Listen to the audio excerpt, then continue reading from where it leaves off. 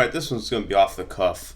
I was going to do a Joseph Remembers podcast on Impact, or not Impact, but Bound for Glory 2010 and Raw Homecoming and the show after that, which had Mickie James make her WWE debut, which was pretty cool, and that took place 15 some odd years ago. But honestly, I can't. Hold on a second. I just had to plug my computer in. I can't. After watching tonight's episode of Smackdown, my God. Alright, I'm gonna sound probably like Spoonie did back 10 years ago when he was reviewing his Impact shows. Or even worse, I might start like shouting like OTRS does. I'm probably not gonna do that, but I'm probably going to sound like Spoonie did when he was reviewing wrestling. The first night of the draft sucked. And it is proof positive that a draft is not necessary at all. That the brand split is not necessary. That it is beyond predictable. I can name off the top of my head 4 changes. Okay, they put Bianca Belair, who is just coming back from whatever injury or time off from whatever, on SmackDown. Okay, that's fine. And they put Rollins on SmackDown. Took him from Raw to SmackDown, and I said, great. Fantastic, because his rivalry with Rey Mysterio was piss poor from the beginning. They should have never had a rivalry at all. It was pretty cool when Dominic Mysterio was brought into it, but I know why they brought Dominic Mysterio into it, so he could work with Seth Rollins, who is, despite what everyone wants to say about him, despite what other fans want to say about him, he's still a good worker. So they wanted to have Dominic put him in with good workers like Murphy, like Buddy Murphy and like Seth Rollins and stuff like that. Makes sense. So I'm like, okay, that's cool. They're going to have him on different shows. Excellent. And then they draft Rey Mysterio and Dominic Mysterio. For some reason, they package dealed a whole bunch of these performers. I have no idea why. It was not like that during the first few drafts in 2002 and 2004 and 2005. Was not like that at all. I don't even think it was like that up until 2011. I don't think it was like that from 2016 until now. But they decided, okay, Rey and Dominic are going to SmackDown. Fantastic. So now the fucking, oh my God. We get to see more Seth Rollins versus Rey Mysterio. Awesome.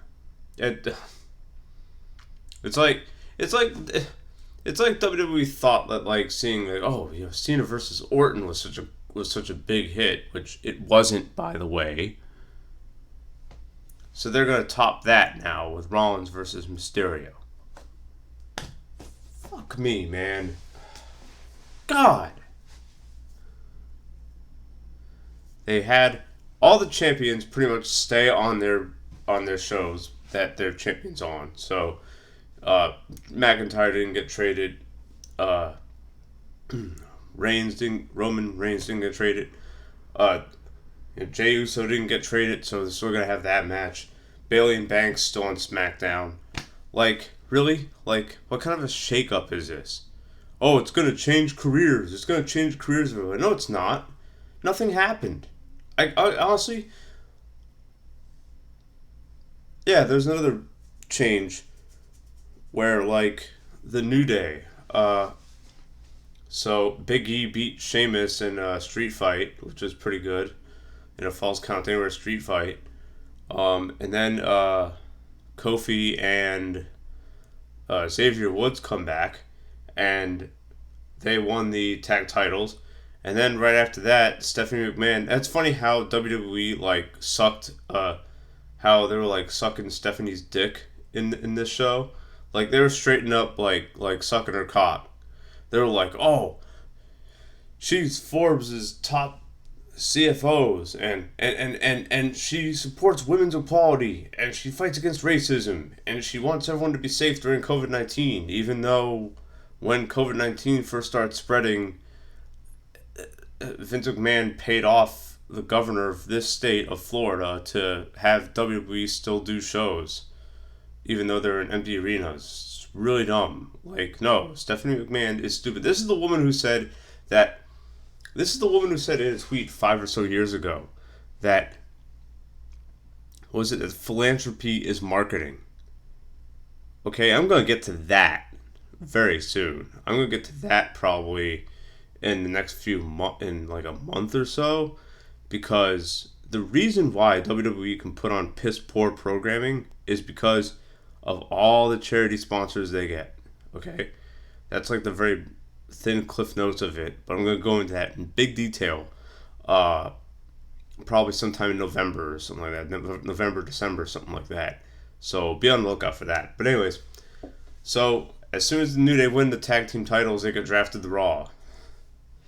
And yet, after that, directly after that match, they said, oh, SmackDown's season debut is next week, and the New Day is going to have a final farewell match. They got traded to Raw. They can't go on SmackDown, yet they're going to be on SmackDown next week? How does it make any sense? How does it make any sense? Fuck. It's just, it's, oh my god. It's become frustrating to watch. It really has. And to be really honest with you, if it weren't for MJF on AEW, I probably wouldn't watch any wrestling. I just kept it. I would just keep it on in the background and not care about it, which is what I did with tonight's show. Anyways, I was just like, whatever. We keep it on in the background and kind of watch it while answering emails and stuff, and doing other editing stuff and whatever. I don't even watch it attentively like I used to 15 plus years ago anymore. Haven't really watched it attentively since 2013, to be really honest with you. So, let's see. I'm trying to think of who else got, of what else really took place. No,